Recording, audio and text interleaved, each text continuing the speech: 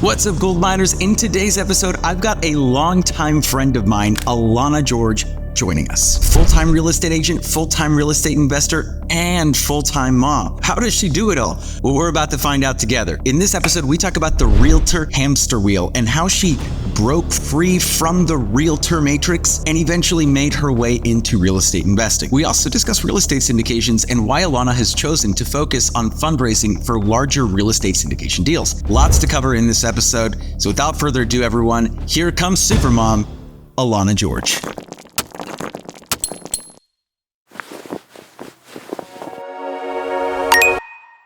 Alana. Yes. Welcome to the Gould Mine. Thank you so much. I'm so excited to be here. Super excited to have you. So for the listeners listening, or the viewers viewing, where they're consuming this, we've known each other for quite some time now. We've known each other for a long time. 9 years. Feels like a long time. 9 years. We met at a party for our company, right? Yeah. Yep.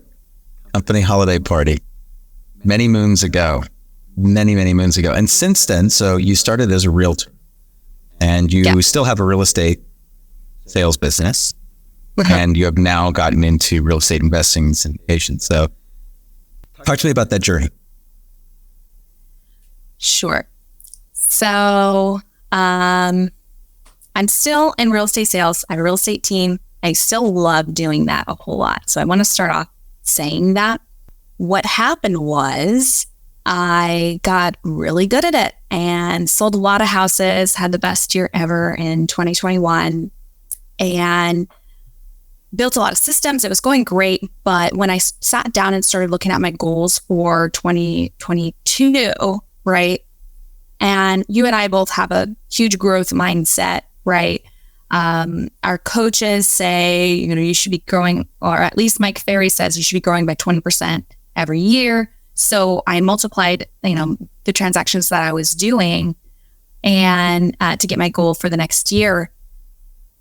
And for some reason, it just didn't sit well. It didn't feel like that's what I actually wanted.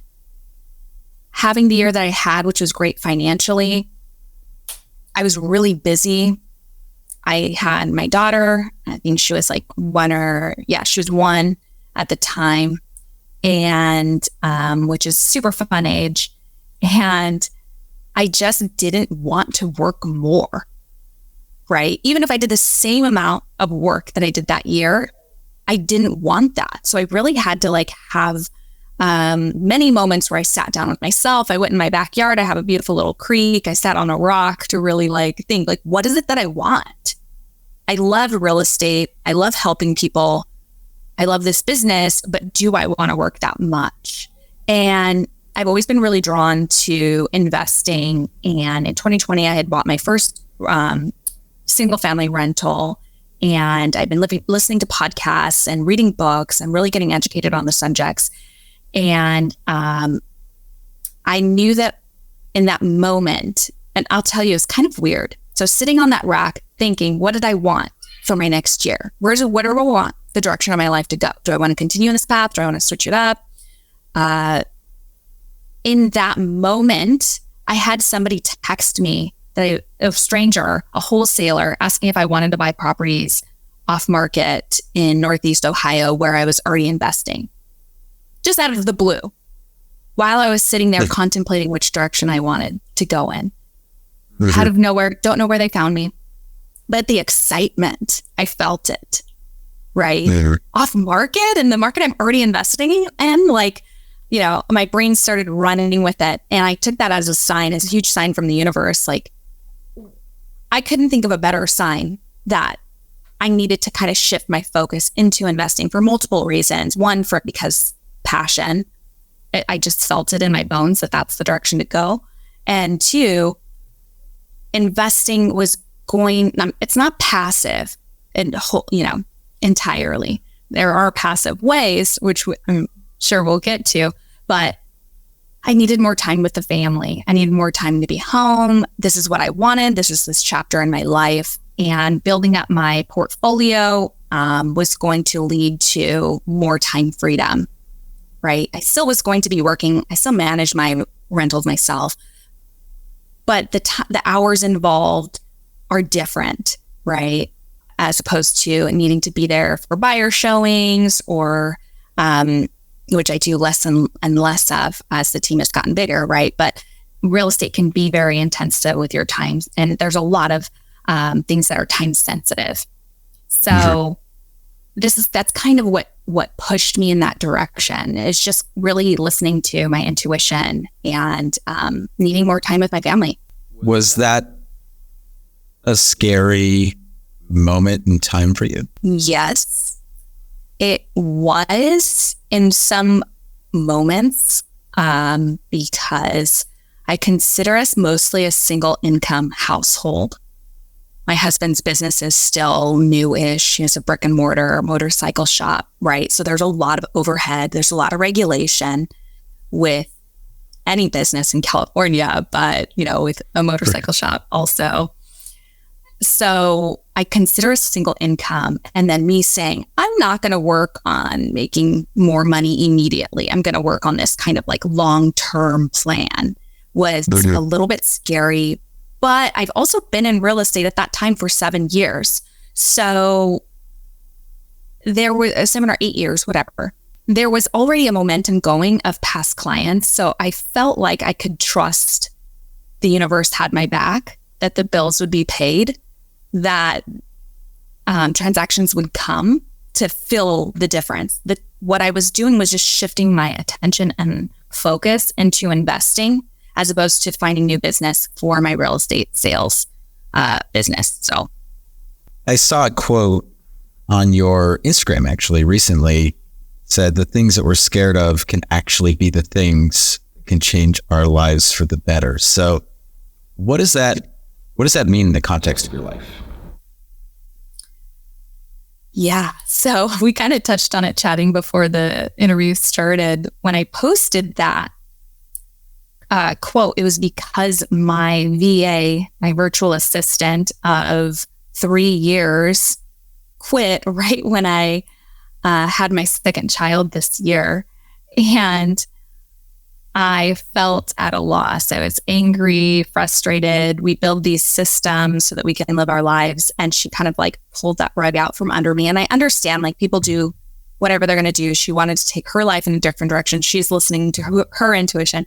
But then I started interviewing for the position to be filled.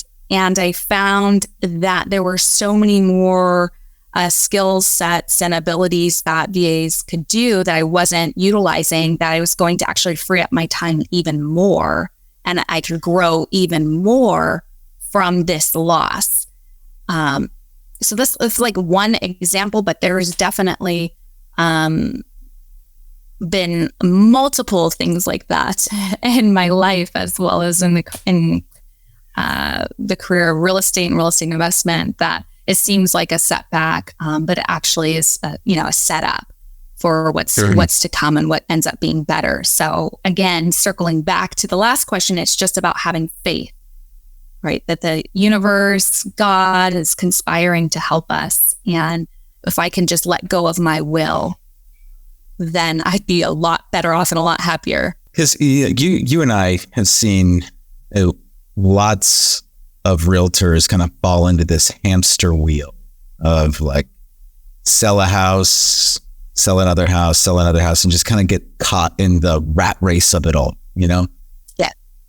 What would you say to someone who, not even a realtor, but someone who is in that hamster wheel right now and is thinking about, and is having those same thoughts, like, is there something more for me? Or like, is this it? Like, am I just kind of like stuck on this like perpetual hamster wheel of like selling houses? What would you say to someone that is having that existential crisis as you had? Definitely. I'm glad that you brought this up, just because I'm always surprised by the amount of real estate agents that aren't investing in real estate, right? Yeah. This is the drug we're dealing. Why wouldn't you also partake, right? This is what we know. Why would you do anything else? Like, where is this money going? it was frustrating to me to have had such a great year and then be faced with, and now you have to do it again and again and again. And it was like the thought of doing that was really exhausting to me. So I feel like I'm an advocate for investing in real estate just to try to get people, put a little bit aside. Personally, so I read a lot, right? And right now I'm reading Profit First, which has a lot of the same principles that I had read in, I think, The Millionaire Mind, about paying yourself first. And that's with my real estate business. What I have done is paid myself first as far as when those commission checks come in. Yes, I put some aside to taxes and I put some aside to buy real estate. Like that's first and foremost. From every check, I have to put money towards buying real estate, or else why am I even working? Everything I do right now is to buy more real estate so that I can build my portfolio and potentially like take it easier one day or move on to bigger goals. But that's what I recommend. Because when we're in the hamster wheel, and this is what kind of the book talks about, is we will make it work, right? When we have big paychecks, then we're a lot looser with our money. And then when things are tight, the lean months of real estate, we are really scrimping and we still make it work. Right. So taking away the, what's the word I'm looking for? The temptation of using the money that should be going to building your financial freedom, just taking that away and just putting in a separate account that you don't look at is a huge first step to building up the ability to even get into real estate investing. A lot of agents I know make a lot of money and they also spend a lot of money.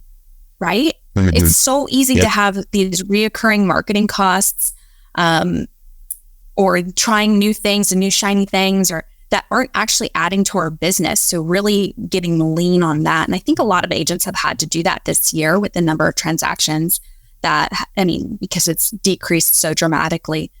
So probably a lot of people are already doing that, but how to set themselves up to invest in real estate. And then the second part of that is education. Right? Is educating yourself on how to invest, where to invest, what they should be investing in.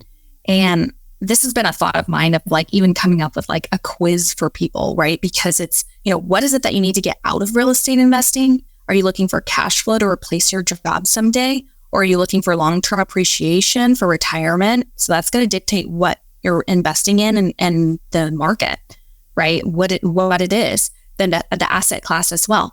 And then also, how much time do you have dedicated that you could put towards investing? Are you going to need something that's passive? Do you have a 9 to 5 and a side hustle and you don't have any time to be managing or searching for properties? Is it going to need to be completely passive, like investing as a limited partner in a syndication? Or do you have the time and energy and the confidence to do out-of-state rehab, right? Managing that and contractors and such. So there's like, that's the beauty of it, right? There's so many options in real estate investing to diversify your portfolio or just fit your needs. So that's another assessment as somebody looking to get into real estate investing, get off the hamster wheel, is to really look at, what they want out of it and how much time they're willing to commit. So that's actually a really, really good point. And that's something like you summarized it and said it way more succinctly than I do. So you clearly have had practice. I do have a podcast. You've practiced that one a few times, right? So let's dive into that a little bit more. So, because there's two avatars there, right? So there's probably the subset of individuals that are time rich, cash poor, and vice versa. There are some who are cash rich and time poor. So what would your advice be to someone who is fits either one of those avatars? So let's start with the cash poor, time rich, and then move on to the next one. Yeah, that's a really great question, which you didn't ask, but I consider myself somewhere in the middle. I don't know about you. But so I would say, yeah. That's I have some time. I don't have a lot of time. I have some cash. I don't have a lot of cash. So it's, in the middle, but there's definitely people on opposite ends of the spectrum. So if you're looking at your situation and you don't have a lot of cash, but you have a lot of time, right? Well, you got to be using that time to be researching, right? You're going to be doing more DIY stuff, finding avenues that work for you. There's so many different things you can do. Some businesses that take a lot of your time, like flipping or Airbnb, they're going to take some capital. So you need to figure out where that's going to come from now. And you could do a few different things.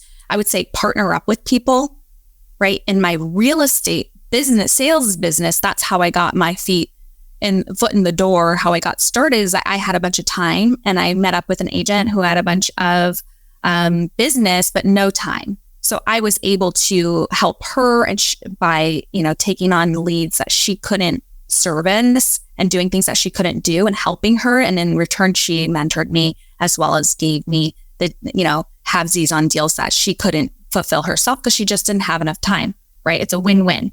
So I know that from my real estate sales business that transfers also into real estate investing because, people scale and all of a sudden they can't be everywhere at once, right? And if you're hungry and you have time, you've been doing your research, you add value, you can pair up by meeting them at a meetup, right?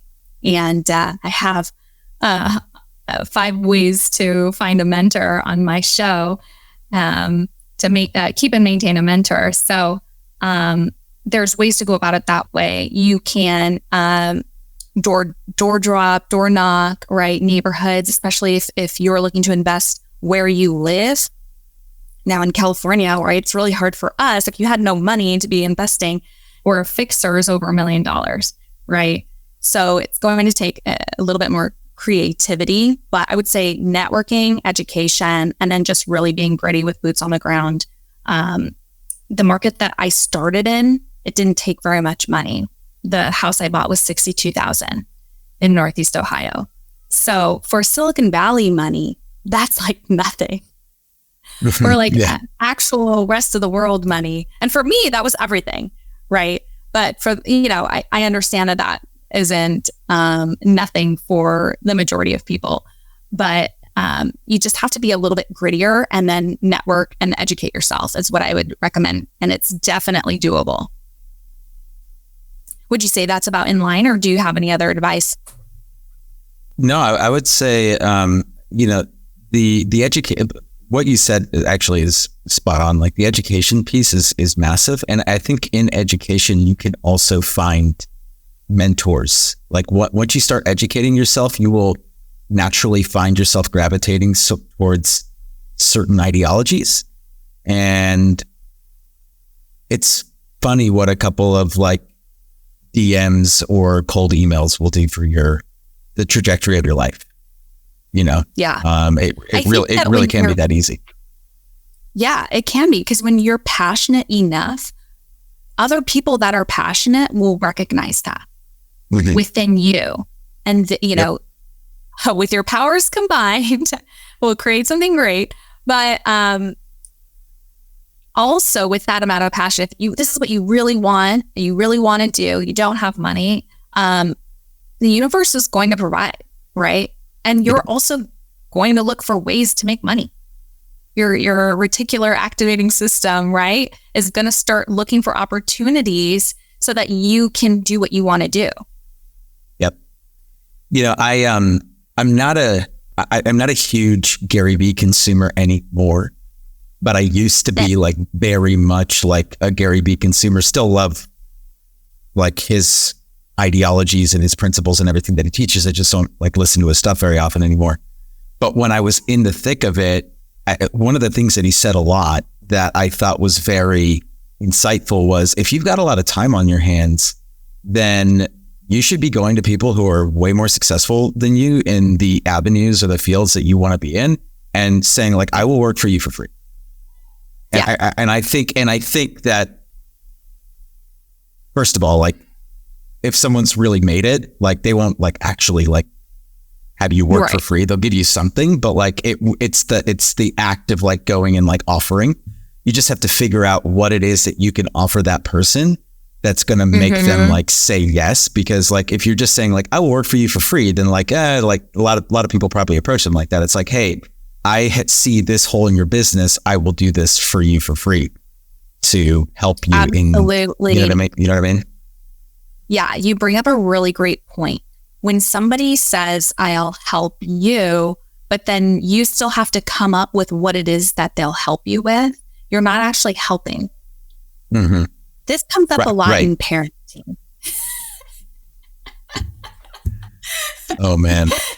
Just giving you some insight on that. If you have to come up and say, hey, what can I do to help? You're not actually helping, right? If you come up and change a diaper or make a bottle, right? Anticipating the needs is what adds value. And, same for finding a mentor.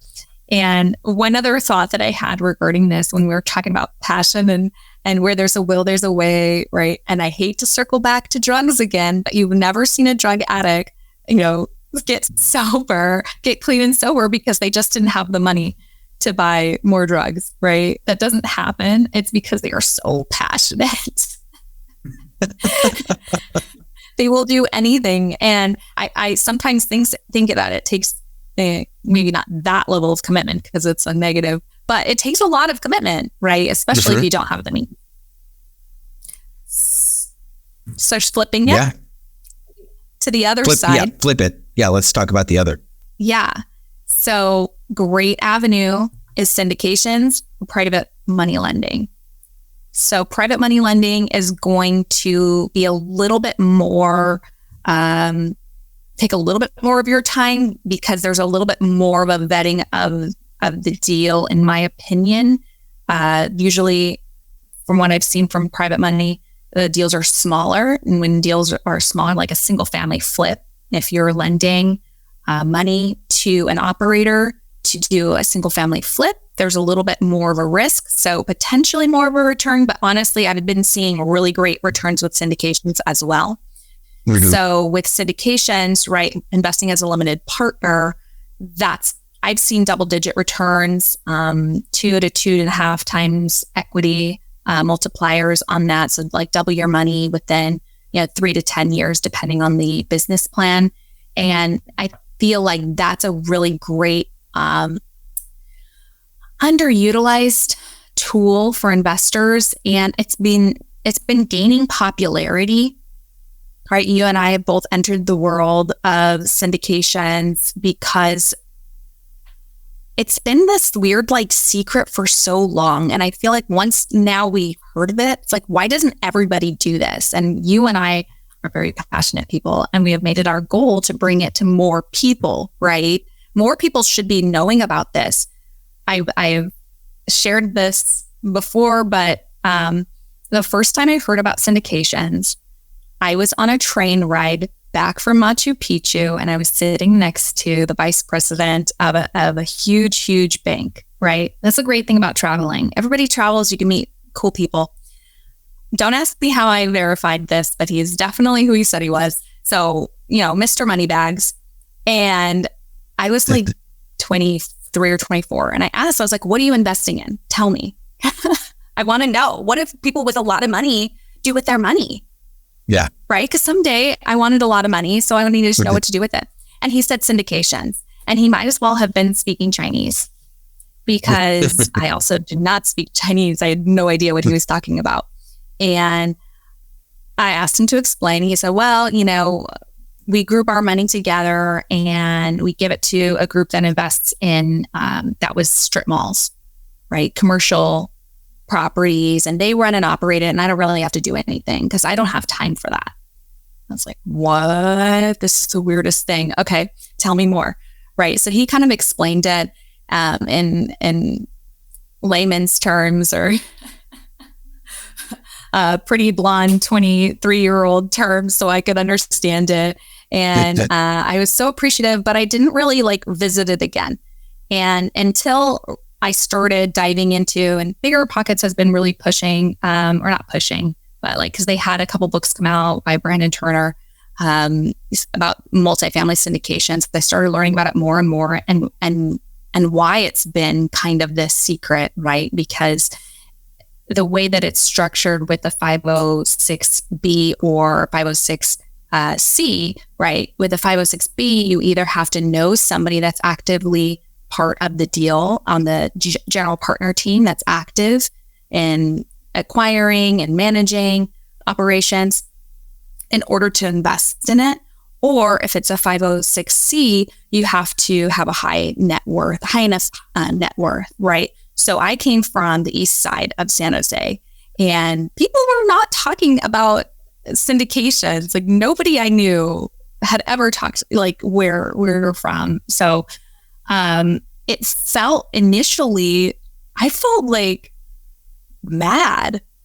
I felt really mad when I first learned about syndications, because it's like, oh, you either have to know somebody doing this or you have to have a lot of money. That's like how I interpreted that, which maybe I have a chip on my shoulder. But I'm like, screw you.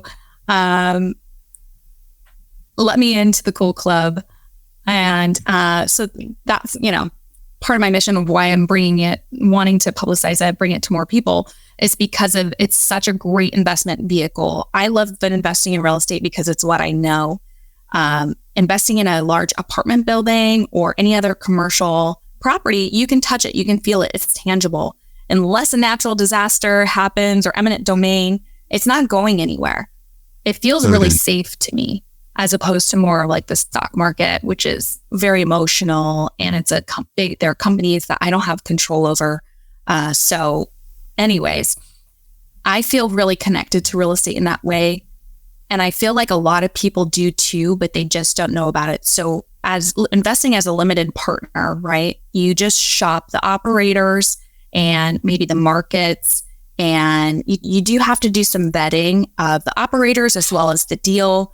But you pretty much just, once everything looks good, checks out, right? Invest your money and then get a return. Some pay monthly, some pay quarterly.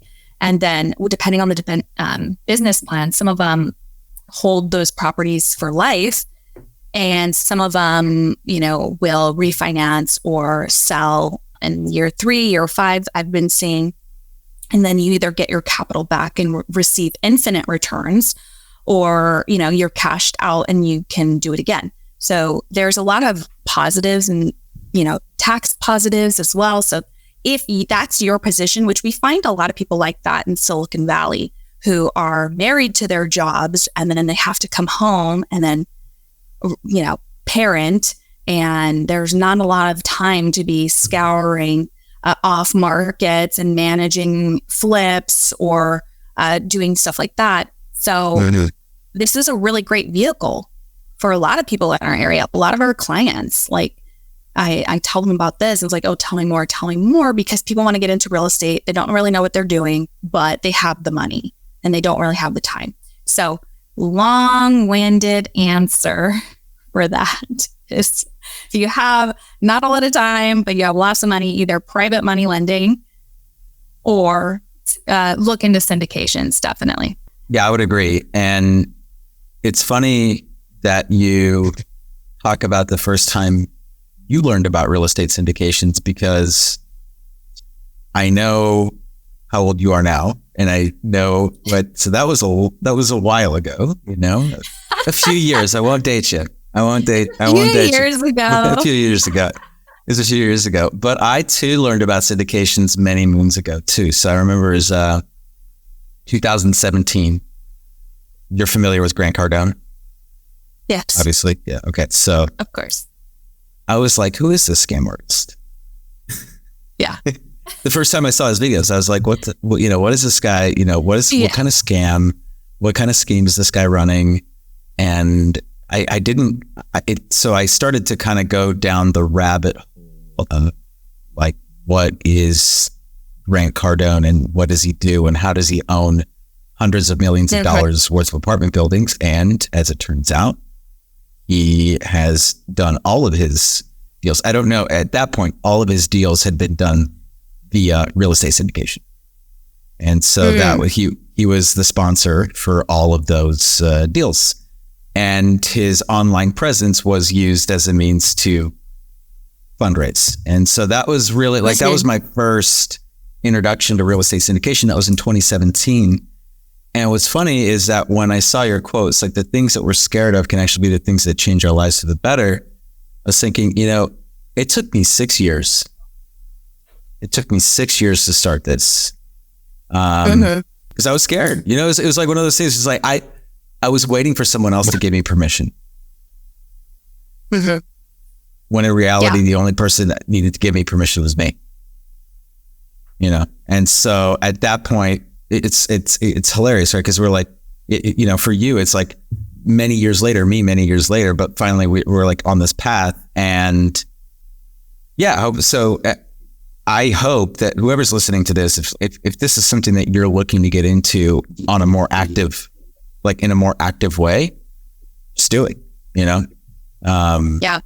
because it's not going to get any less. It's starting to, you can feel the tides turning, can't you, Alana? It's like, there's more people doing this stuff now than there were like, even like, pre-COVID. Right. So there's a lot more. I mean, there's a lot more operators out there. There's a lot more investors that are even aware of it. It's not being done in behind closed doors for only the uber wealthy to invest their money. And that's what initially it felt like. It's like, the syndications are only for rich people to get richer.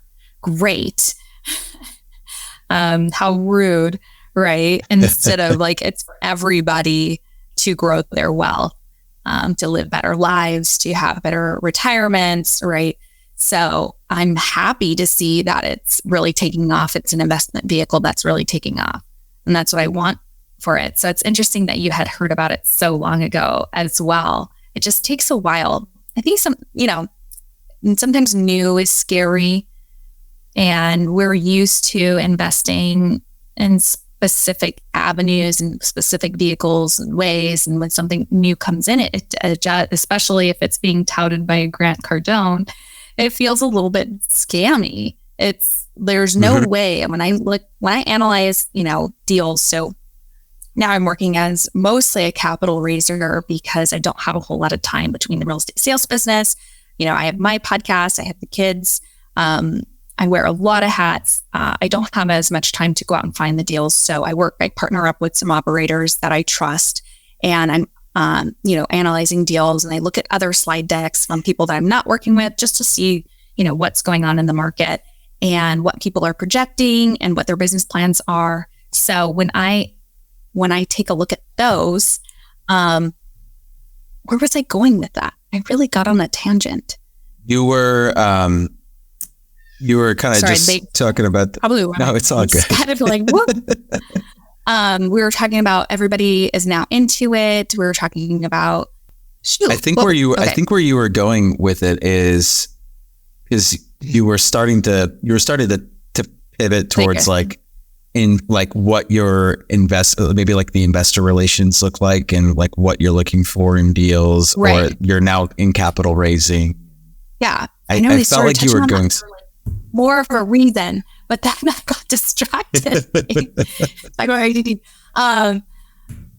Yes, happy that everybody's investing. So yeah, I mean, we can just go into that. So what I pretty much, there's Jasmine. Pretty much what I'm doing now as a capital raiser is being the in-between of like connecting the people who have the money and not a lot of time, and the operators who find the deals. They have the business plans, they have the relationships with the banks, but they don't necessarily have all the funds. So I do, I'm taking a look at these all the time and vetting them. And then as a capital raiser, I don't want to bring any deals to my people that aren't like home runs, right? They have to be no-brainers. Yep. So that's kind of, what I'm doing in that regard with that. But I do feel, hopefully it'll come back to me where it was that I was going with that point previously, before I started a sentence and didn't know where it was finishing. Well, we were also kind of touching on the fact that like, it's funny that we both found out about real estate syndication so long ago. And yet it took us this long to really make a move on it. We're talking about how, like, especially with people like Grant Cardone and like stuff like that, maybe sometimes it can feel a little bit scammy, right? Yes, totally. You know, but I do know what you're saying. I do know. Yeah. So go for it. Well, I mean, this is probably not where I was going, but, part of my journey as well from buying a single family, which didn't go very well, me as a real estate professional, having a lot of confidence in what I was doing. I was burring that. I was remodeling it from afar, right? Having the baby, lots of stuff went down 2020, we all know. And it didn't go very well. I still proceeded with buying something else a couple of years later, but getting into syndications and being a general partner on those, what I really like about it from the active side of it is that I really just get to do what I'm good at, which is the best part of being on a team. If you think of like sports, you don't have like the pitcher go play outfield and catcher and second base. Like, no, the pitcher is the pitcher and practices pitching all the time. So with syndication teams, right, everybody has their role of what they're good at. And that's so much easier for me to play in my lane than previously when I was wearing all the hats of being the investor, of buying, of remodeling, of managing, all of the above, doing all the paperwork, doing the lending, or relations with the lender. I'm not good at all of those things. I'm good at some of those things, and I'm mediocre at best on the rest. So, an investor in my journey, it just felt like a really good fit of just being more of a, PR kind of investor. I do investor relations. I do a lot of the communications within, because you can't just do capital raising when you're on a general partner team. So what else I bring to the team and the table, right, is a bulk of the communications within the team and to the investors, which is actually really key. If you've been on any team, communication is difficult and very important. So not just what you're communicating, but how often. So it's a pretty big role, to say the least. That's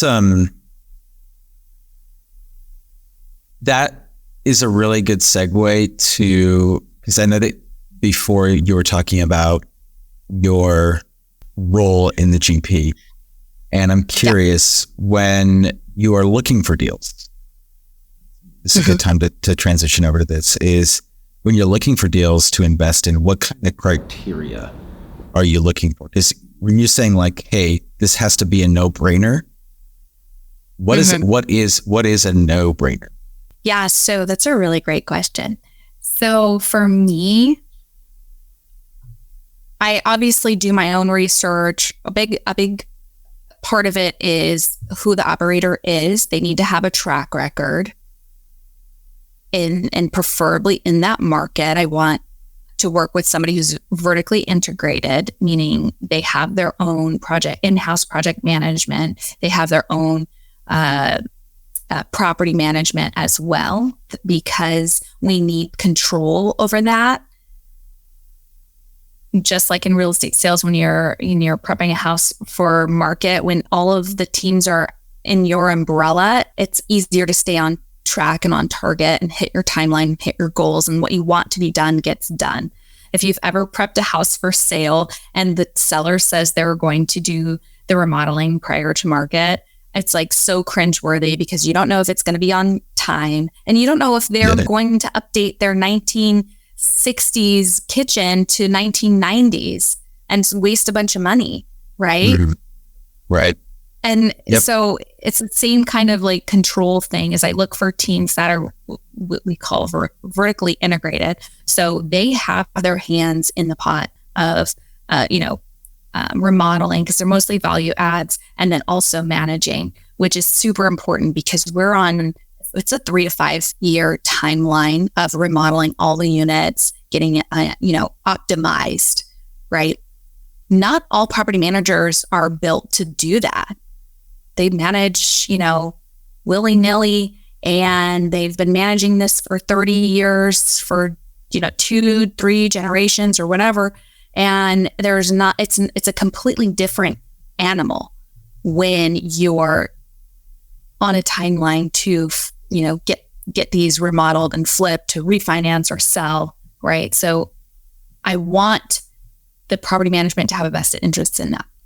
So that is a huge key of what I look for. And then of course, the market.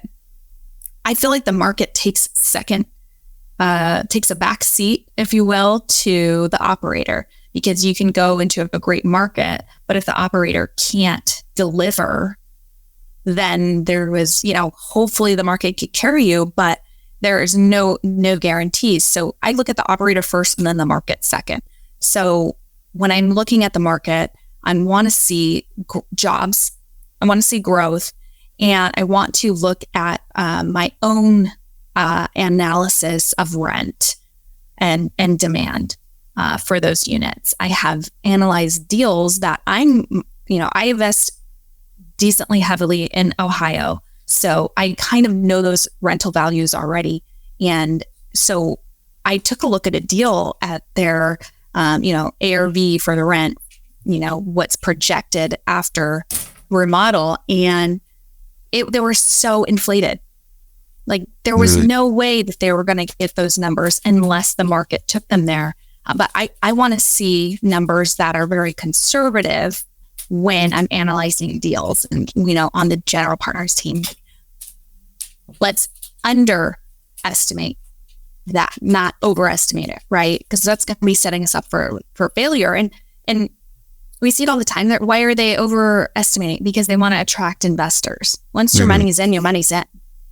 Right. So that's a huge key that I look for, as well as, how they're underwriting this, what their business plan is, how realistic, and what's their ability level of actually achieving it. That is a very interesting approach. And for anyone that's listening back at home, I want you to understand what Alana just said, that it's almost like the deal takes a back seat to the operator / sponsor. And in a lot of ways, there's parallels to, you talk to venture capital firms, and almost all of them will say they pick the businesses with the best operators, not necessarily like the best business ideas, because they're really putting their money on the person who's running the show, the jockey.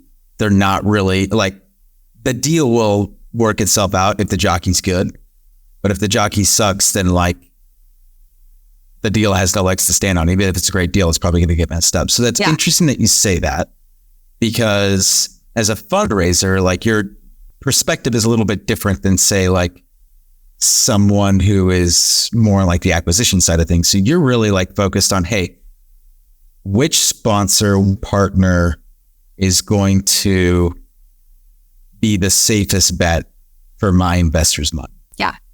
Yeah, because my name's on the line too, and I can't present a deal to my investors that I work with. I take it really seriously. If I present a deal to them and it maybe pencils out, but then it doesn't come to fruition, the plan, right? These people aren't going to invest with me again. Right. So it's my way of controlling. Yeah. It is really vetting these deals before signing my name to it, right? So that's a really interesting perspective, and not one that I've really heard before. So I appreciate you sharing that. Now, I'm also curious, because there's a lot of syndications out there. There's a lot of different investment vehicles that people can invest their money into. So you're called Clear Connection Capital, right? Clear Connection. So what is Clear Connection Capital's differentiators? Like, what are your differentiators versus like other investment vehicles or fundraisers, or fill in the blank here, that someone could invest their money into or invest their money with? That is a really great question. And I should probably have something scripted for that. Basically, when you're investing, your money with Clear Connection Capital, right, which is me, that's me, you're trusting me. So I'm, the one vetting the deals and being the oversight of which deals come through our Clear Connection Capital avenue, right? It's really all about trust. I can't say like, oh, ours gives a better return. Every deal is different, right? Today we're investing in apartment buildings. It could be storage units tomorrow. It could be hotels, right? So the value add is, how, and this is with anybody that you invest in with, right? It's how much you trust that person. And I feel like, being that I eat, breathe, sleep real estate as you do too, that's going to be the benefit is having somebody so passionate and so addicted to real estate that they're going to be caring enough to make sure that this is for the long run. You and I, we've been in this business long enough with our real estate sales business that we know like this is for the long haul. Mm-hmm. You and I don't make clients for a single transaction. Right. We want to be there for them the rest of their lives and all of their friends and family. So we're not going to do anything that will shoot ourselves in the foot for the future, just to make a quick buck, which unfortunately, real estate people can come off as kind of sleazy sometimes and with investments and making promises, but that's not the goal. The goal is long-term business. Yep. So, and that makes perfect sense, right? It's you're building this as a long-term thing, not just I'm here to make a quick buck. And especially since you're doing your due diligence on not just the deal themselves or the deal itself rather, but then also due diligence on who's running the show. That's important. Right. Which time out for just a sec too, because circling back to what to look for, I think right now is also really important when we're looking at deals is to be looking at the debt. How are they structuring the debt with interest rates doing what they're doing? Is there any kind of owner carry, right? So that's going to be really important. What's the plan there? As far as with refinancing, what's plan B? I want to see exit strategies, multiple exit strategies in their business plans as well. So that's a really good point. And just to touch on that real quick, what can investors look forward to in the next couple of years, or what are you anticipating in the commercial space in general, given that there is quite a lot of volatility right now in, especially with all of the commercial loans that are coming due right now that are adjusting. What are you anticipating in the next couple of years with all of that?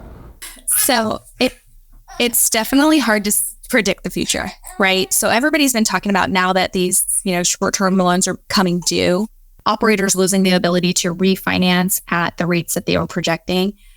I've been hearing a lot of talk of like more deals coming to the market. So if that's the case and it gets flooded, I may be able to find more opportunities to buy. I think that also real estate investors in general are super creative. And I wouldn't be surprised if, there's a new avenue that comes about for just handling this issue. Oh. So keep going on that because I want to hear more. I have a lot of faith with real estate investors that there will be I don't anticipate some big, huge downturn. I think that there will be restructuring of debt that isn't going to cause a huge crash in that sector and that asset class. I don't have all of the answers, at the tip of my fingers right now, but I would say everybody's really hypersensitive to the market's downturn. So I think, and this is just like from me, like having faith in humanity's ability to be creative with the debt. And I think that we are going to see deals be owner financed more, new deals created. And if the market does become flooded with deals that weren't able to, refinance or follow through with their business plan, all the better for picking up cheaper buildings, right? So, I mean, sucks for them, but gotta, be realistic. Yeah. And real estate investing is still risky. It's still investing. It's not real estate promises. Boom. Real estate investing, not real estate promises. I love that. That's a good one. Which is kind of like, I don't say that all the time. That's really cut and dry, but it's true that it's still, there is a level of risk for the amount of return. There is a level of risk. I think that syndications, especially like apartment buildings with the economies of scale, there's a lot less risk right now, because a lot of these buildings can operate, with only 60% of tenants paying rent or something outrageous, which wouldn't even happen. We didn't even see that with COVID. That numbers dropped that dramatically of people that had the ability to pay rent. So I think the biggest risk right now is the interest rates and obtaining financing. How does one manage to do it all? You're involved in several real estate syndications. You are a real estate team leader, and you are also mom to 2 children. Yeah. One of whom is currently sitting on your lap. How do you do it all? Yeah. That's a really great question. I do a little bit every day. I do have teams, right? So with real estate sales, I have 2 other agents on my team that can pick up the slack when I can't be there physically.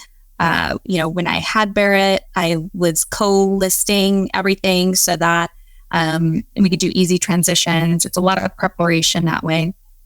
I have 2 virtual assistants, one for my more,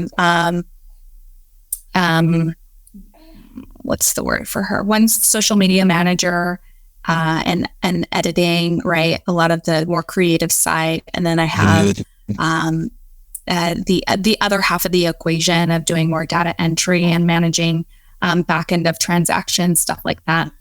I have a couple go-to sitters that come during the week so that I can get a little bit of work done. It just takes a lot of planning. I'm in my schedule all the time in my calendar, and I use Asana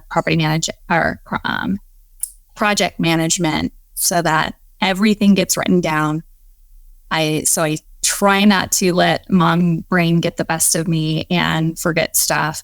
But yeah, between running a household, raising 2 littles, having a real estate sales team, I'm a general partner on 132 units, 266 units, that I do play a small role in the operations on, as well as managing. I self-manage our 5 units in Northeast Ohio.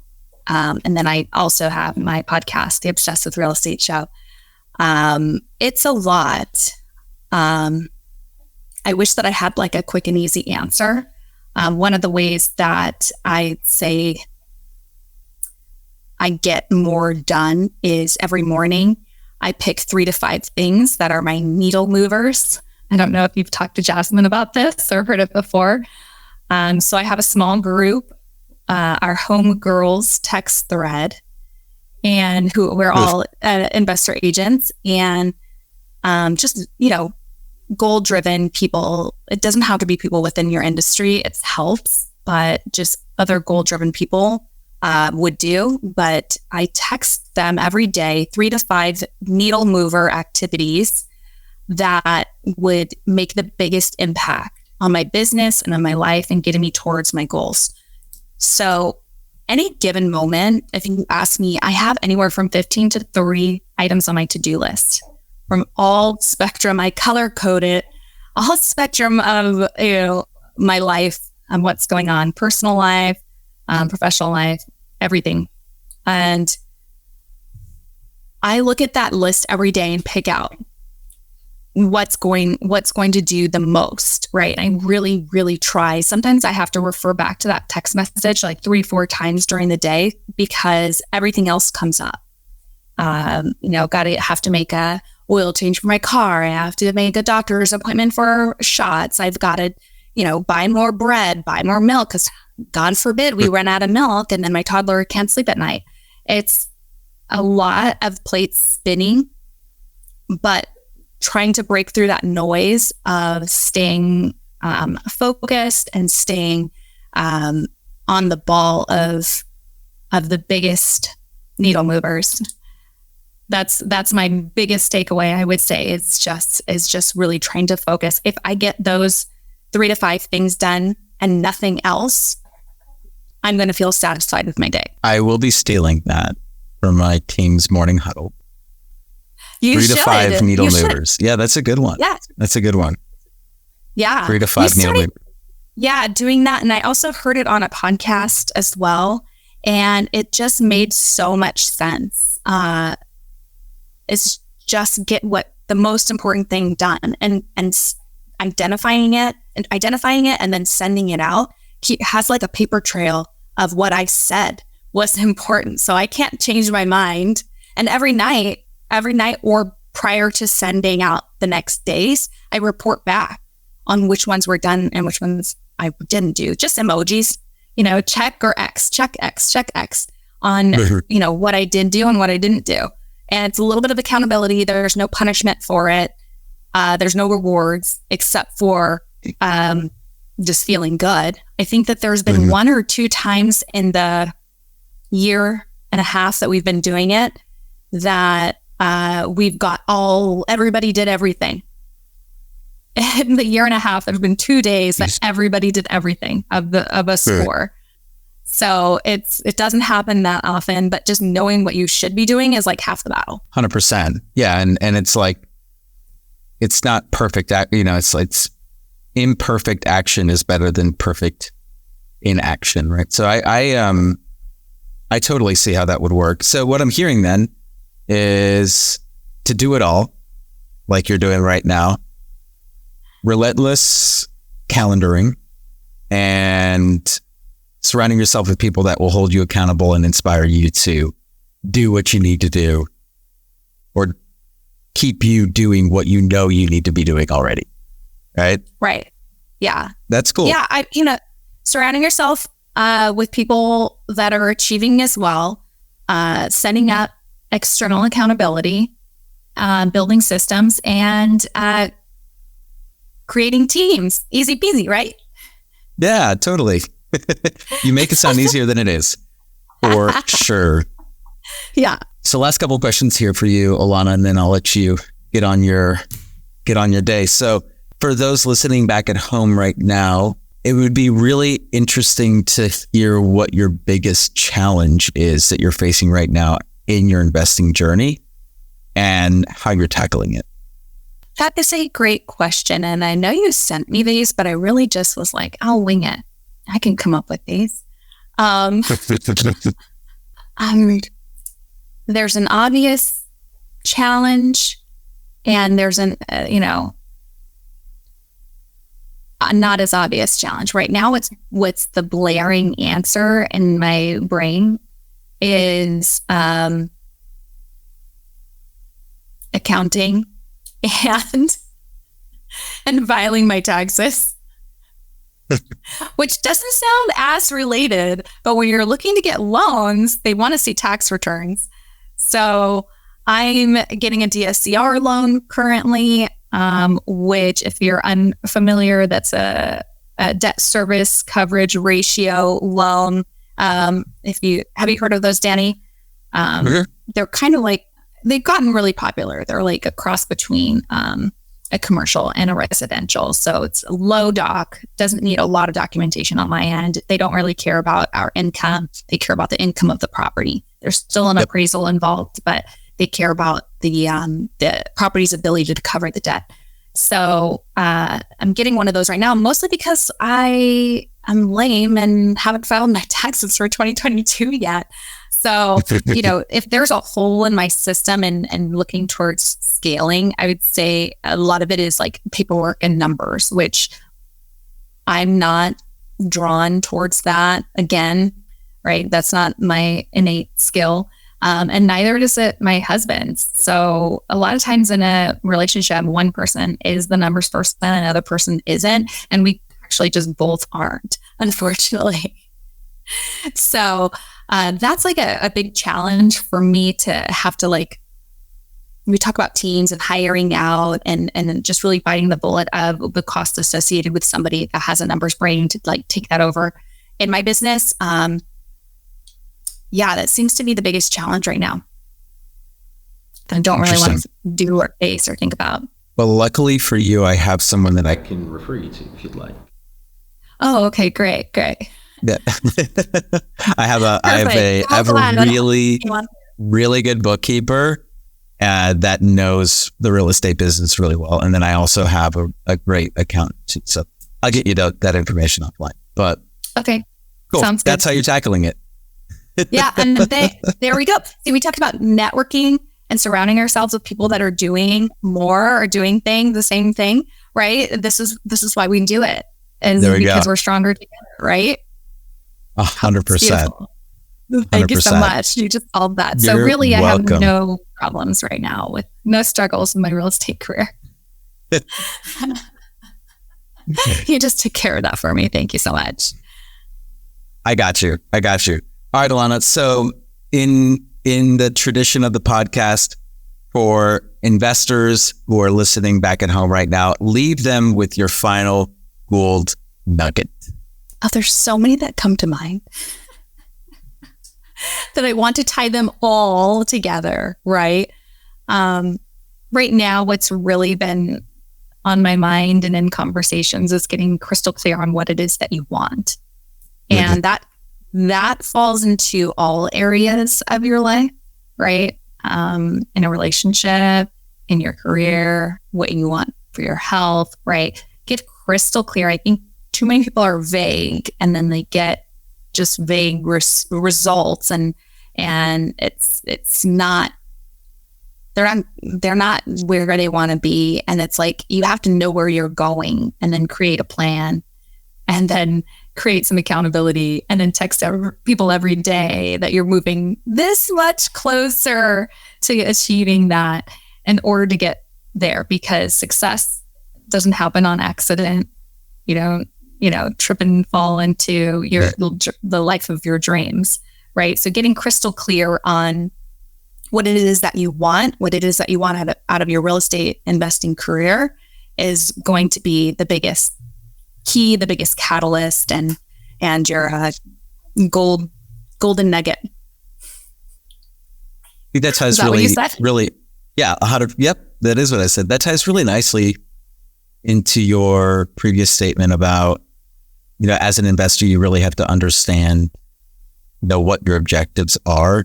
Are you looking to be more hands-on, or do you want something that's a bit more passive? Because a lot of people come into real estate investing and they just automatically assume that it is passive. And as most of us find out really quickly, that is not the case most of the time, unless you're doing something like syndications.